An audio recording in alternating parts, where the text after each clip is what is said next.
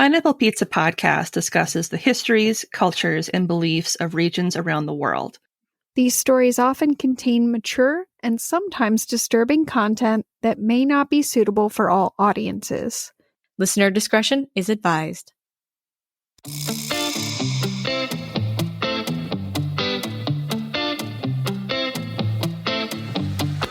Welcome to Pineapple Pizza Podcast, where we serve up slices of mythology, cryptozoology, and urban legends.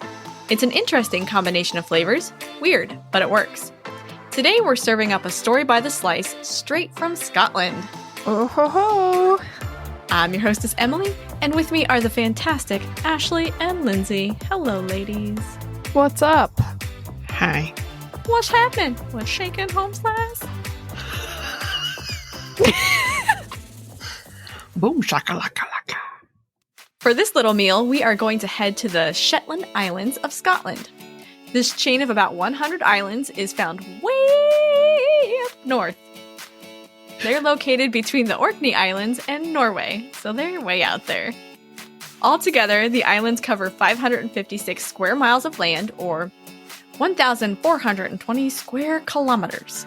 And they presently have a population of around 23,000, so they're not super populated. I'm not sure you're going to say they're not super popular. No one wants to live there. Well, it's a little cold. Yeah, I mean, it would be a little cold, but... A little chilly. All right. It's a tidbit nipply. I was just going to say that. It's a tidbit nipply. It's colder than a witch's titty out here. Just get a parka. You'll be all right. Hook me up, Ashley. Yeah. Ashley's like, hang on a second. Pew, pew. Let me eat my glitter. Okay, so they're not super populated. Their history was largely influenced by the invasion of the Norse around 800 Common Era, as Ashley was talking about in her story. Although mainland Scotland gained control over the region about 700 years later, so around 1500 Common Era, the Norse culture and language was so ingrained that to this day, over 90% of the place names in the region are of Norse origin. That's cool. Apparently, for like another 150, 200 years, they kept up with all the laws, cultures, language of the Norse. So it was still Thor's Day? It was still Thor's Day. I think they were a little bit like, you're not taking this from me, I'm stubborn, you're never getting it. And they just stuck to it until they got their way. I'm going to die on this hill. Or this island. I die on a lot of hills because I'm stubborn, so... In the 1890s, Faroese scholar Jacobsen... Sounds hot. Hoping I'm pronouncing that correctly. Or it's Jacob or Jakob. But we're going with Jakob. So JJ visited the region. Or yay. Yay. Yes. Yay visited the region. And noted a peculiar pattern in place names. He published a book in 1901 that discussed the etymology of place names found throughout the islands and found that an astounding number of them were of Norse origin, as we previously discussed. We're not surprised, but he was like, hey, this is cool. I'm Norse. They have a whole bunch of Norse names. That's pretty cool. I feel like I'm with my people. I don't know, maybe? We're going to go with yes. In particular, he described an abundance of locations with wool names, W-O-L, such as Wolf Hole. These are so hard to say.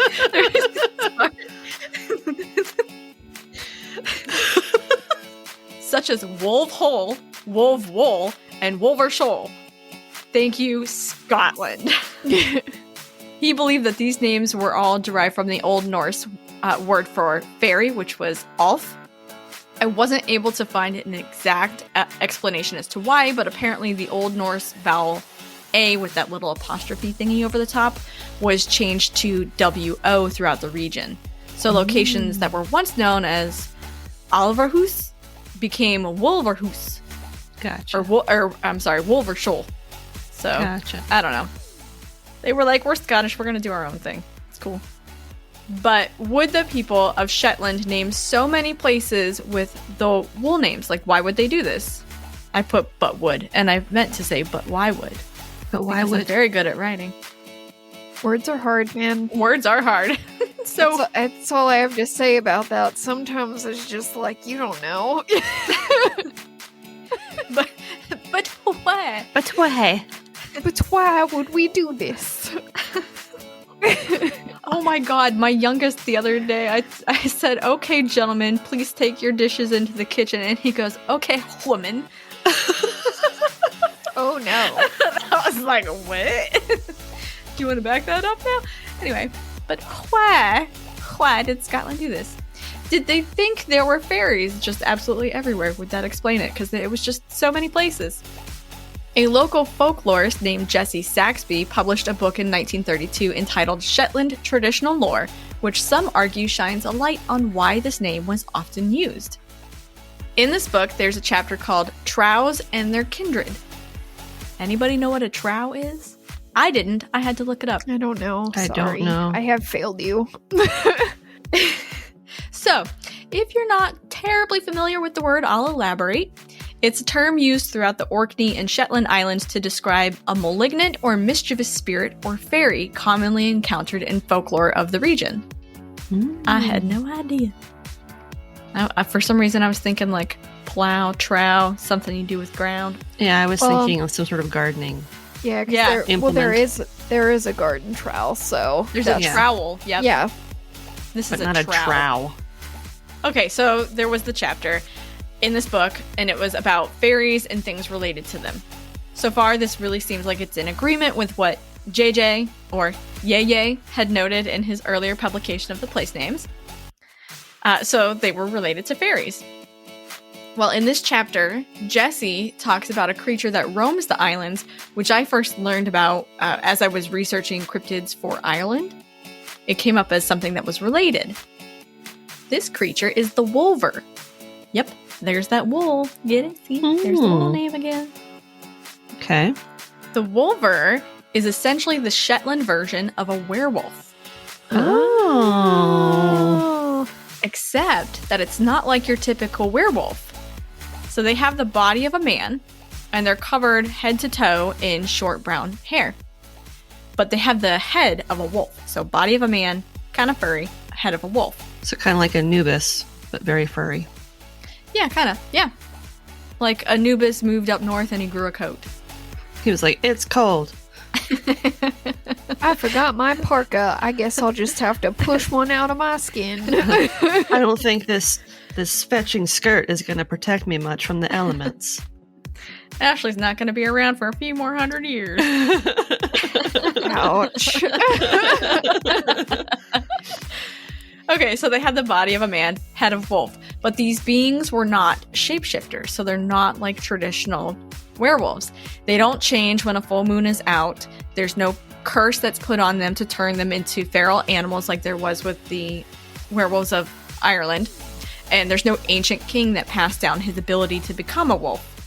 Instead, it's said that these creatures were believed by ancient Celts to have evolved from wolves, and they kind of represent a stage of evolution between wolf and human. Okay. Okay. I can kind of see that. So, yeah, I get it, but someone clearly really did not put any effort into studying evolution, because that's really not how that works at all, but okay. We'll go with it, ancient Celts. I mean, they were ancient. We gotta cut them a little bit of a break, don't we? They didn't know how genetics worked. They were confused about things like A lot of things. everything. All the things confuse me. All the things. I know how to make really cool buildings, but I don't know much about life or how things work. It's all a god. Yes. Or magic. Magic. Wolvers are said to live a life of isolation. They tend to make their homes in caves and they spend their days fishing. There is even said to be a large rock known as Wolver's Stone or Wolf's Stone, from which they can be observed fishing. So if you're to go out and find the stone, you can maybe occasionally catch a wolver out there chilling, throwing out a line. Nice.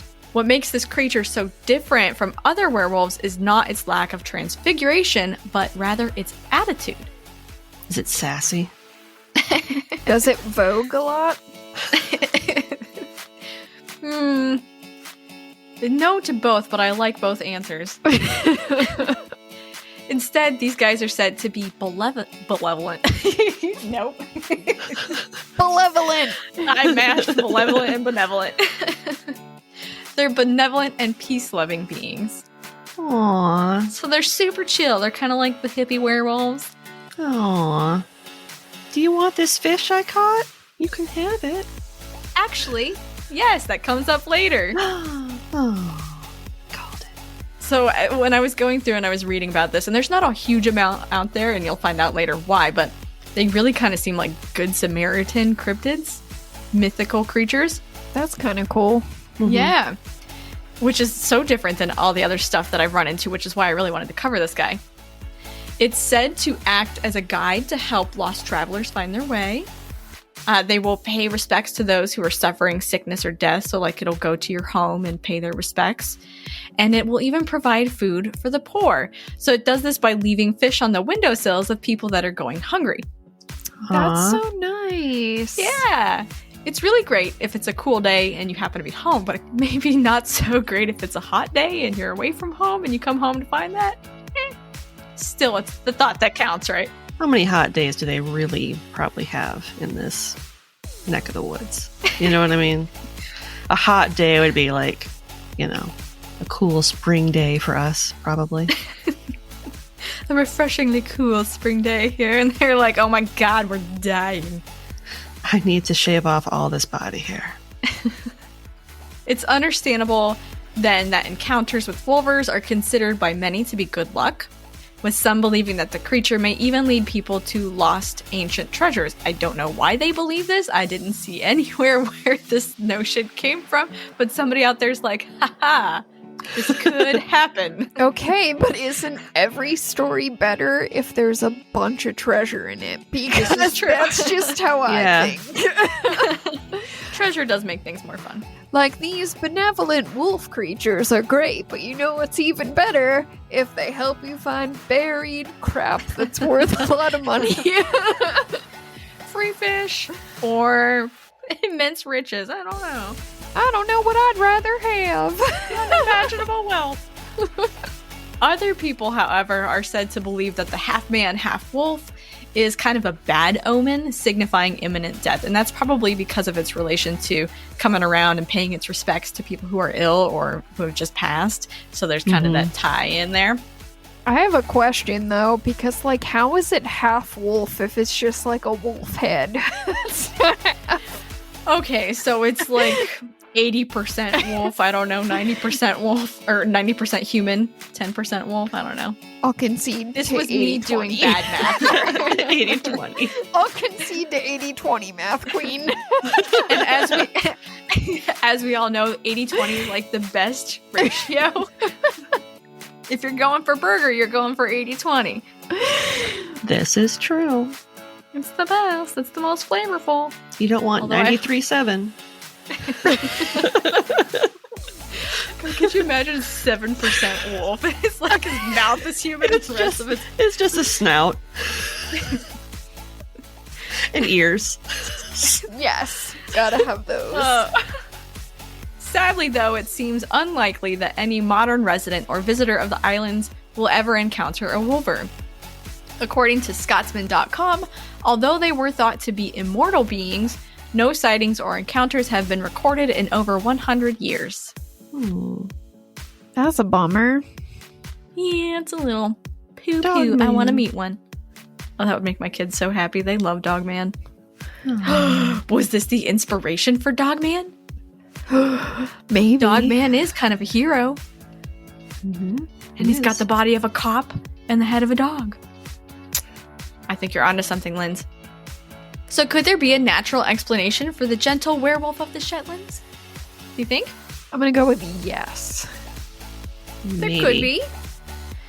Some have hypothesized that the legend may have arisen out of sightings of people who have a condition known as hypertrichosis. And we've actually talked about this before when we talked about the woolly dolphin of Russia. Do you guys remember that woolly dolphin thing? Yep. Yeah. So this is a condition that leads to excessive hair growth all over the body. So this seems like a plausible explanation. Makes sense. Others have speculated that there might have once been a person or people suffering from lycanthropy. So this is a mental psychosis in which the affected person believes that they either are a wolf or they have the ability to become a wolf, or shapeshift in general, but it's generally associated with dogs or wolves. But this would make more sense to me as an explanation if the affected person went around telling everyone that they were a wolf, but it doesn't really explain why others viewed them as such. I mean, wouldn't you be like, okay, prove it if you're a wolf? Yeah. and then you're like, eh, and then only the head changes. And then they just, that's not what I was going to say. They go, and then they shit, but. And you're like, I'm a wolf, clearly. What do I do with this? What do I do with I this? clearly just shit my pants. It makes me a wolf. so I'm definitely a wolf, right? I mean, that's how it works. Hang on, I'm going to go out on your lawn and I'll prove it to you. Oh, no. Worst neighbor. It just made me think of the guy from What We Do in the Shadows. When he gets turned, he's like, I'm a vampire. And he like goes around the bar just telling everybody he's a vampire. Yeah. I'm a vampire.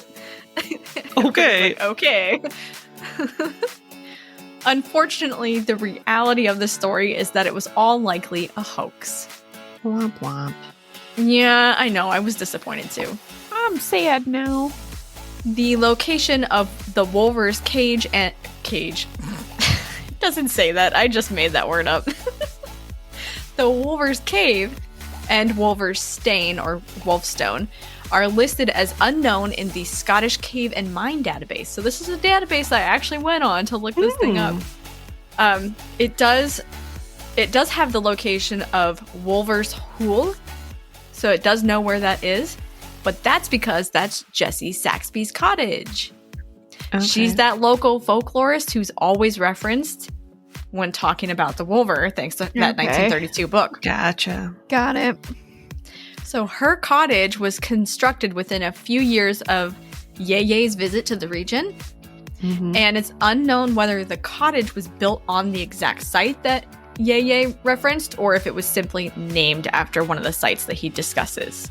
Gotcha. So she may have been inspired by what he was discussing.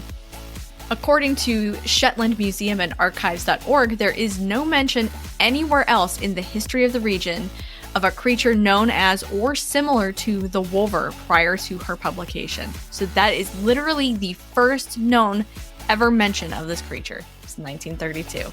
Okay. So it seems like she was simply a local with a really vivid imagination who kind of passed on her own storytelling as though they were legends that were handed down through several generations. And she accomplished this in her book. So although I wasn't able to actually read her book, and I can't absolutely verify the truth of this, I did read an entry on Writing in Margins that states that the author of that particular website read the 1974 edition of Jessie's book. Okay. And they said that nowhere in it does she ever give the names of any of her sources at all. And so she's saying that, oh, somebody told me about this legend, but never tells you who told her that. And she also doesn't include a bibliography. So she literally cites nobody and nothing in her book. Yeah, that's kind of fishy. Yeah. Yeah. And not the kind you find on your windowsill. No, Exactly. it's not. Not the happy kind of fishy. So it appears to be that this is just kind of like it's like a viral story, essentially. It's just it's kind of like an urban legend type of thing. Yeah, it just kind of became adopted as a true legend of the region, even though there's absolutely no evidence that this was ever a belief of the area. Which kind of sucks. You guys have any thoughts on it before I close this one out? It just makes me sad there's no actual wolf man. Yeah. The Wulver would have been cool. Where's my 80-20 wolf person? I'm real sad. Just lean out the window and be like, I'm really hungry, Mr. 80-20. Oh, woo. But sadly, oh, woo. And with that, ingredients for this dish were sourced from a page on transceltic.com entitled Wulver, Shetland's kind and generous werewolf. A page on ScottClans.com called The Kind Scottish Wulver. A 2016 article from The Scotsman called Scottish Myths, Wulver, the Kind-Hearted Shetland Werewolf. An entry on Writing and Marbins. I cannot. There's something in the air tonight, and I want it on record that there's something going on. There's a lot of love in this Chili's tonight. All right, Pam. An entry on writingandmargins.weebly.com titled The Wulver, a Shetland Wolf Spirit. A page on the Scottish Cave and Mine database about Wulver's Cave. And a page on Shetland Museum and Archives.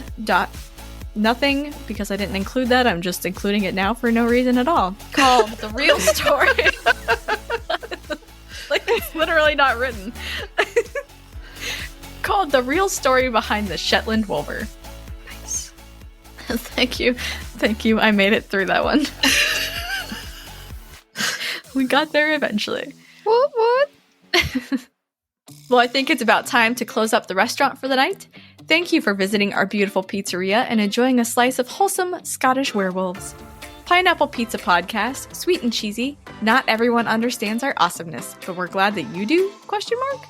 If you're enjoying the show and you'd like to help support us, check out our TeePublic shop for some amazingly fun and funny merch. Or if you want to do a one-time donation, you can do that on buymeacoffee.com and buy us a fresh slice, because we can never get enough. Of basically anything, if we're being honest. If you absolutely love the show and you want to check out some fantastic bonus content, you can become a donor on Patreon and earn all kinds of amazing benefits.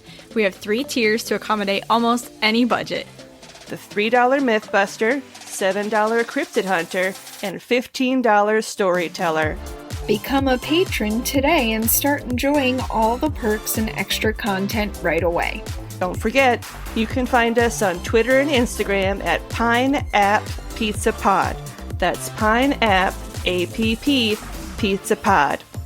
You can also send us questions, comments, and topic ideas at pineappizzapod@gmail.com. Remember, there's the 2 P's in app. Otherwise, you're emailing someone else, and I don't want to be held responsible for that. Thanks for stopping in for some deliciously weird morsels, and just remember, no matter how you slice it, you're awesome. And we love you.